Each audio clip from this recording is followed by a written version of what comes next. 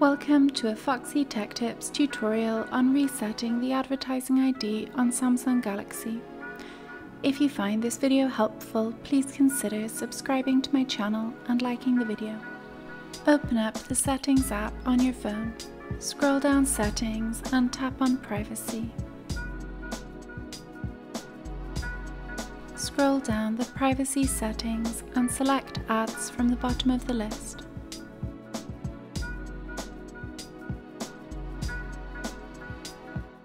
Tap on Reset Advertising ID.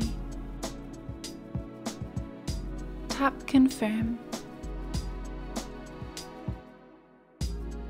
Your advertising ID will be reset. And that draws an end to this tutorial.